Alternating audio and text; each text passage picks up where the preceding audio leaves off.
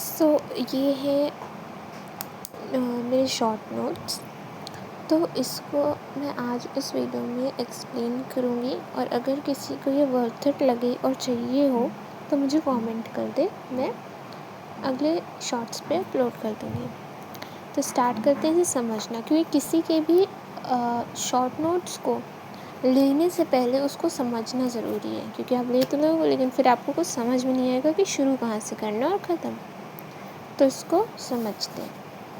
तो स्टार्टिंग होती है हमारी यहाँ से मोल कंसेप्ट। यहाँ पर मेरा पहला फॉर्मूला है कि अगर हमें निकालना है मतलब हमारे पास मोल्स का फॉर्मूला है कि नंबर ऑफ मॉलिक्यूल्स अपॉन में Avogadro number which is also equal to given mass upon molar mass. ये मोल्स का एक फॉर्मूला है, ठीक है। फिर दूसरे इस पे आता है कि अगर हमें नंबर ऑफ़ एटम्स निकालना है तो हम क्या करेंगे, कुछ नहीं, बस मोल्स इंटू एन ए। देखो moles into N A into atomicity और कर देते हैं, क्योंकि मोल्स इंटू एन ए क्या है, नंबर ऑफ़ मॉलिक्यूल्स। लेकिन अगर हमें नंबर ऑफ़ एटम्स निकालना है तो जितने एटम उससे मल्टीप्लाई करना पड़ेगा तब नंबर ऑफ़ एटम निकलेगा। लेकिन अगर नंबर ऑफ़ मॉलिक्यूल ही निकालना है तो हमें एटॉमिसिटी से मल्टीप्लाई नहीं करना है। नेक्स्ट एवोगैड्रो नंबर की वैल्यू क्या होती है, 6.022 इंटू 10⁻23। नेक्स्ट में हैव प्रोटॉन, न्यूट्रॉन और इलेक्ट्रॉन का मास क्या होता है, 1.672 इंटू 10⁻27 kg। न्यूट्रॉन का 1.674 इंटू 10⁻27 kg। इलेक्ट्रॉन का 9.1 इंटू 10⁻34 kg। अगर हम बात करें चार्ज की तो प्रोटॉन और इलेक्ट्रॉन का चार्ज सेम होता है, बस इसका पॉजिटिव होता है, इसका नेगेटिव, और न्यूट्रॉन का चार्ज 0 होता है। तो प्रोटॉन का चार्ज और इलेक्ट्रॉन का चार्ज क्या होता है, प्लस माइनस 1.6 इंटू 10⁻19 कूलम, ठीक है।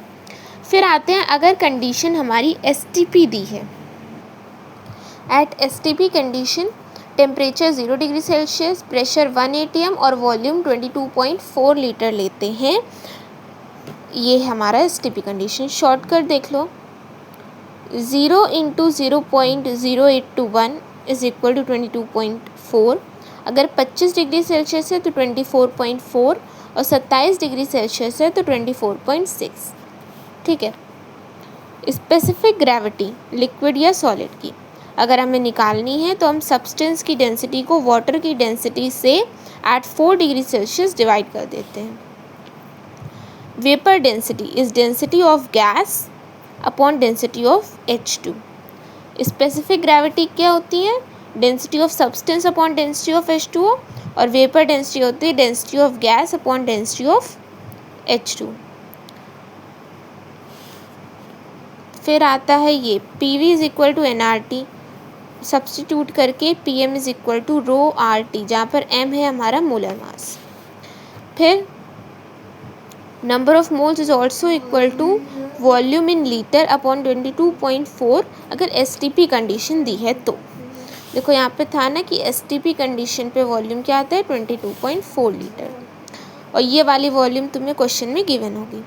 ये एवोगैड्रो नंबर की वैल्यू फिर से, और एटॉमिक नंबर प्रोटॉन के इक्वल होता है, प्रोटॉन इलेक्ट्रॉन के इक्वल होता है, और मास नंबर प्रोटॉन और न्यूट्रॉन का सम होता है, और एटॉमिक नंबर और मास नंबर का जो डिफरेंस होता है वो न्यूट्रॉन होते हैं। और प्रोटॉन और इलेक्ट्रॉन टुगेदर न्यूक्लियॉन्स कहते हैं, हम इन्हें न्यूक्लियॉन्स कहते हैं, ठीक है। Isotopes, same atomic number different mass number. देखो इसको ऐसे याद कर सकते हैं, आइसोटोप है यानी जो टोपी यानी जो ऊपर लिखा होता है वो अलग होगा, आइसोटोप यानी टोपी अलग होगी, तो ऐसे याद कर सकते हैं। तो हमने इतना पोर्शन कंप्लीट कर लिया है। अब हम आगे आते हैं, यहाँ पर प्रेशर देखो, अगर ATM में दिया है, न्यूटन पर मीटर स्क्वायर में चेंज करना है तो ये है वैल्यू, पास्कल में चेंज करना है तो ये है, बार में तो ये, इसी तरीके से ये चेंजिंग के लिए हैं। 1 litre is equal to 10⁻³ metre cube is equal to 10⁻³ centimetre cube is also equal to 1 decimetre cube, and 1 litre is equal to 1000 ml।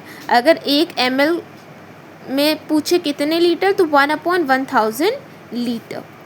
ये बहुत फ्रीक्वेंटली यूज़ होता है। ये कुछ हमारे पास मास नंबर हैं, ठीक है। फिर आ जाते हैं नीचे,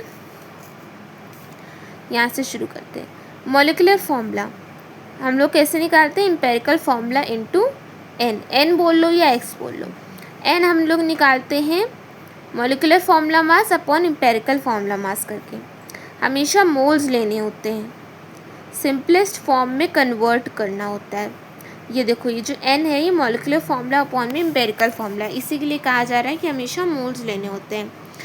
फिर फिर है हमारे पास concentration terms, percentage mass by mass, percentage volume by volume, percentage mass by volume, ये सब चीज़ें हैं।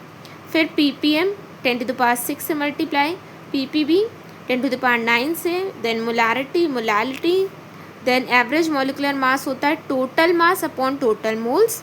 This is dilution. अगर दो मिक्सचर हैं तो m1v1 is equal to m2v2 लगा सकते हैं। सेम फॉर n1v1 और n2v2, यानी नॉर्मेलिटी के लिए भी यही सीन है। मिक्सिंग ऑफ टू सोल्यूशन, दो सोल्यूशन का जब मिक्सिंग करते हैं तो हम लोग ये वाला फॉर्मूला लगा सकते हैं।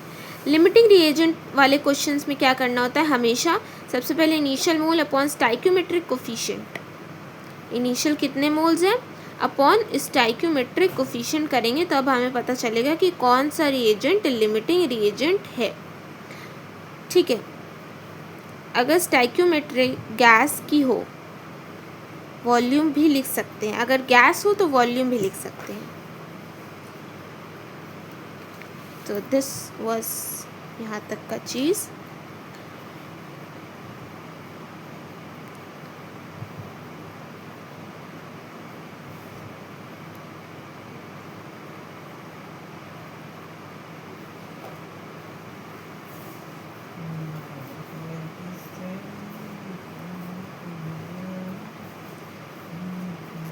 ये किसी नोट्स में नहीं मिलेगा आपको। कुछ सब्सटेंस ऑब्जॉर्व करती हैं, gases pass through them.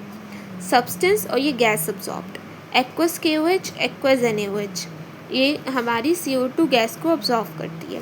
Water in गैसों को ऑब्जॉर्व करता है। एल्कलाइन पायरेडोल इस गैस को ऑब्जॉर्व करता है। इस तरीके से सब लिखो। So this was the whole notes.